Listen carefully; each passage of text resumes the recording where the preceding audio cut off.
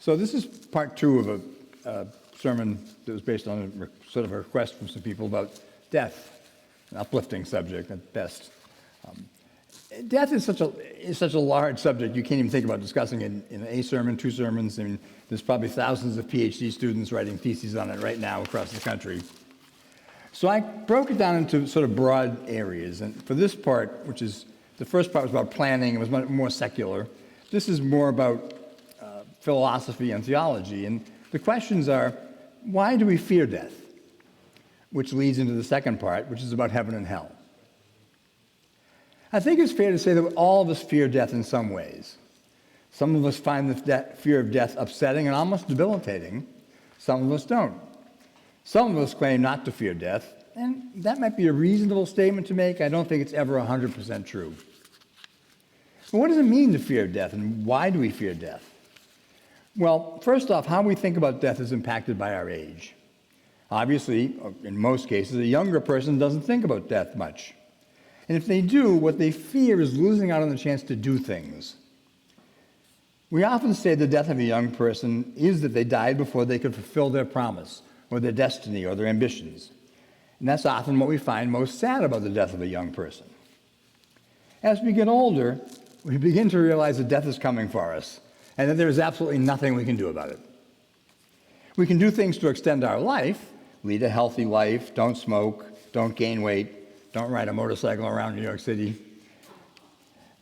But those things extend time, but they don't change the fact that we are going to die. And there's a paradox involved in living a very healthy life and extending your life as long as possible, which is that you are exposed to more people dying. The longer you live, the more people you will see die. The more friends and family you will lose. And that's one of the aspects that causes the fear of death. Not necessarily of our own death, but death in general. It takes away the people we love and leaves us alone. There are a couple things I think make up the fear of death. The first, of course, is dying. By that I mean the physical process of dying. I think we all fear pain and suffering, which we automatically think is part of dying. Now, I mentioned last time that I read a few books and went through a number of articles about death, and I was reminded of something I had learned in seminary, that death itself is not necessarily an unpleasant, painful experience. It's the evolution of modern medicine that has made it more painful and more unpleasant. We don't die in peace. We die in a hospital surrounded by machines and noises and strangers, and we are often subject to extraordinary efforts to keep us alive when it's really time for us to die. And this is why, as I talked about last time, it's important to do some planning. It's important that you talk to the people who are around you or who are likely to be around you, and make sure you set out your desires for how you want your life to end, so it happens the way you want, hopefully in a peaceful environment where you can just slip away, which is really all death really is. The other part is the psychological, emotional, mental part. We fear being alone. Now, I know I do, and since I'm not married and I don't have children, one thing that gets me upset about death is thinking about being alone and lonely, being sick, not in pain necessarily, just unable to do much of anything, perhaps bedridden, and not being surrounded by people who I've loved and who love me. The downside of a long life is that fewer people are still alive who have been in that role for you. I struggle with this about my own dying, and I don't think there's anything you can do about it, really.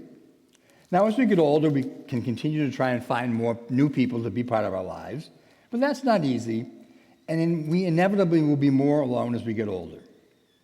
So part of preparing mentally for death and for dying is to deal with the fact that you may not be surrounded by people because you may not know as many people as you once did, and trying to find the best way to reconcile that so you can have peace as you get closer to dying.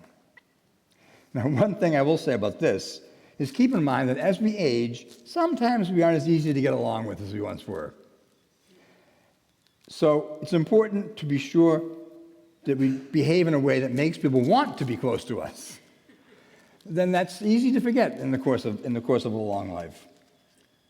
Now, the other part, and the more perhaps interesting or certainly perhaps more religious part, is I think people who are not particularly religious, or certainly not doctrinally religious, are afraid of going to hell.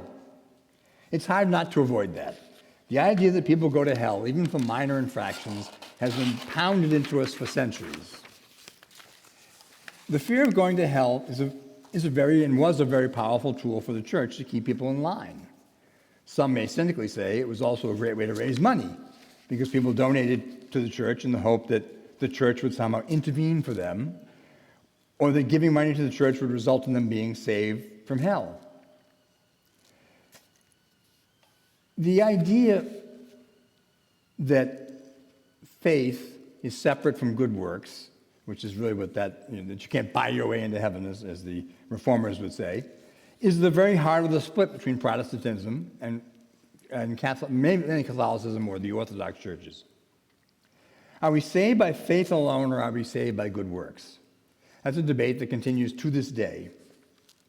Well, both sides sort of agree that faith in Jesus as the resurrected God is essential for a person to be saved. Saved from what? I will talk about in a minute. But what about good works and how you live your life? This is where the two sides tend to disagree. I always think that people who try to read the Bible and say this is what it means based on the words written there are idiots. Writing without context has no meaning. I think what contemporary religion teaches, if you poke at it long enough, is that faith in Jesus is necessary for salvation. Now, let me emphasize, that's Western religion. You may not subscribe to that, but it teaches faith in Jesus is necessary. But that faith in Jesus requires you to do good works. They're not separable. The idea is that if you're good and if you believe in Jesus and follow his teachings, you will be doing good works.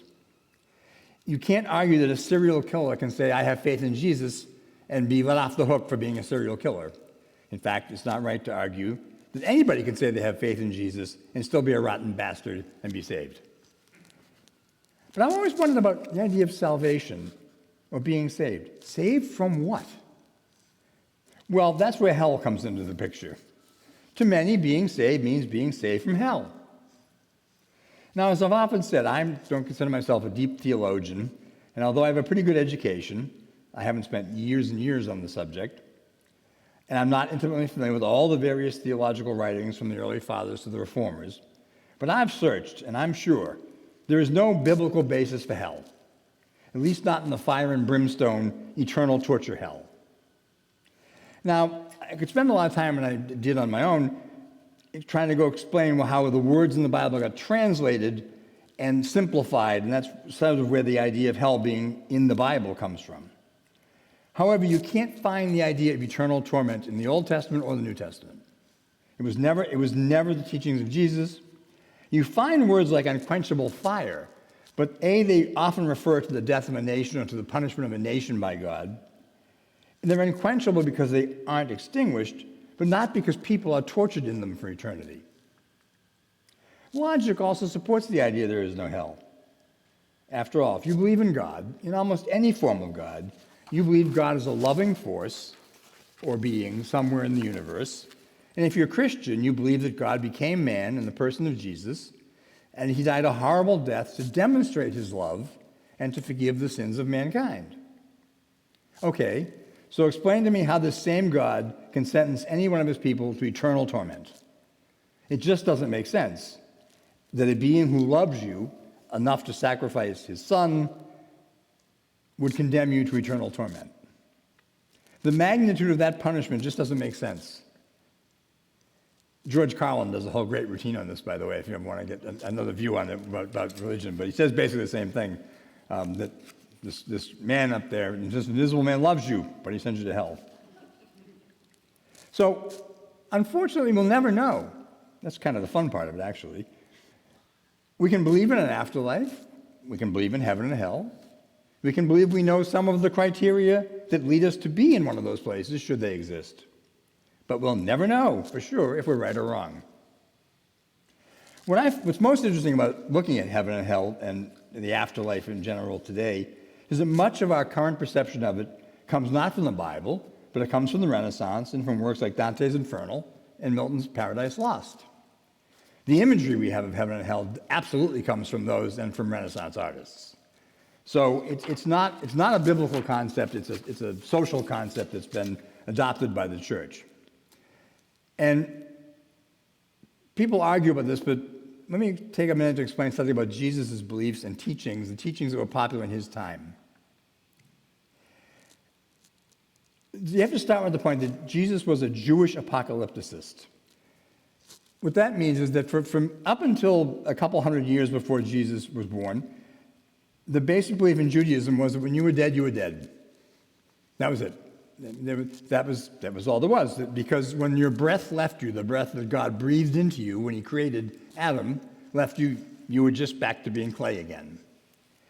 But apocalypticists developed because they didn't like the sort of idea that you didn't get reward, you got nothing for how you lived your life. So the first idea that was developed was an idea of dualism, that God had somehow given up control of the earth to evil, to demons and the devils, but that he was going to return and wipe out the evil and bring to earth the glorious kingdom which is described in Revelation, the New Jerusalem, where there would be no suffering, there would be no pain. It would be here on earth. So they had this idea that in the very near future, as Jesus talked about when he preached that there are many of you standing here who will see this before you die, they thought that imminently God would come and rule supreme on earth.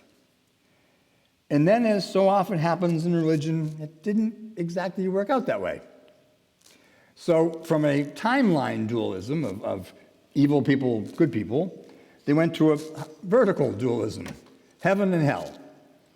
So they sort of just modified the beliefs, and that's something that it's important to remember about most religious tenets anyway, is that over time they get modified.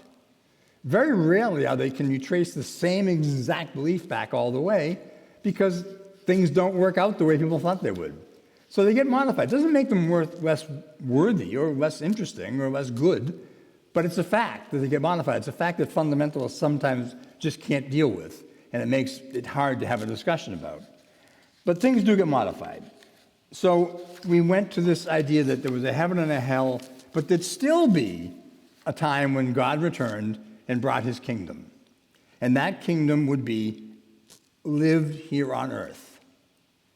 God would return, and everyone who ever died would be resurrected, because you can't live in the New Jerusalem without a body. So you had to be resurrected. They didn't believe in a spiritual heaven at the end of time. And the good would enter the kingdom, the bad would be annihilated or extinguished. They would, according to Revelation, be thrown into a lake of eternal fire. But what most people miss about that fact is the lake is on fire, not the people. The eternal fire is the lake never goes out. But the fact that you're thrown into it does not mean that you are tormented forever. It means that you are extinguished. You are gone. Which goes back to the idea of salvation. We aren't saved from something, we're saved to something. We are saved to an eternity spent in the presence of God. And there is no more perfect existence than that. Is it bodily? Who knows? Is it just our souls? Who knows? Do we get wings and a heart? Maybe. Who knows? What religion says is that there's nothing we can conceive of that is more wonderful than to be admitted to the presence of God. So the opposite is true. If you are not saved, you are cast out of the presence of God. That is when you die, the second death it's referred to. That's you die for all eternity. You really cease to exist. And that's more logical and sensible, frankly. Surely if you're not a good person, whatever that means, you shouldn't reap the benefits of eternal joy spent in the presence of God. But nor should a loving God condemn you to eternal torment. You are condemned to not get the benefit of being in the eternal presence of God. All the rest of the imagery and ideas about heaven is fine. And it can be either very frightening or kind of enjoyable to realize we'll never know. We like to think of our loved ones from the past looking down on us in a conscious bodily sense, and maybe they do. If you are granted the unbelievable bliss of being in the presence of God, why won't it take any form that provides you with eternal bliss? From the inexplicable sense of eternal bliss in the presence of God to a more practical version like feasts and good food and good friends and the chance to influence what happens to our loved ones that are still alive. See, it can be, if it is eternal bliss, then that has to be whatever you think eternal bliss is. So heaven should be a very personal experience. It doesn't have to be that you line up at the pearly gates and go through the same gates into the same clouds with the same people that everybody else does, because why would that be eternally blissful? But it's important to think not of hell as a place of perpetual torment. Frankly, I don't think that a life lived in fear of hell is a good life, and that the good deeds one do out of a fear are really that good. On the other hand, I can see why wanting to achieve the goal of being in the presence of God for eternity is a good motivation to be good. But the best motivation to be good should be to be good. It comes from an intrinsic sense of what you get out of it. And I have always believed, I continue to believe, and I think will always believe, that being good is just a better way to live. To close this, when I was doing the research for this, I came across a quotation about a mother who had just lost a child. She wrote this prayer to her departed son. Dear Sam, thank you for the honor of being your mom. We had a lot of fun. I love you. Please pray for us. Well, I hope that when I die, someone will write, Dear Joe, thank you for the honor of being your friend. We had a lot of fun. We love you. Please pray for us. That's an epitaph that really encompasses a life of being good. And it's one that I'd like to have because I don't know what happens next. So I'd like to know what happened before. Amen.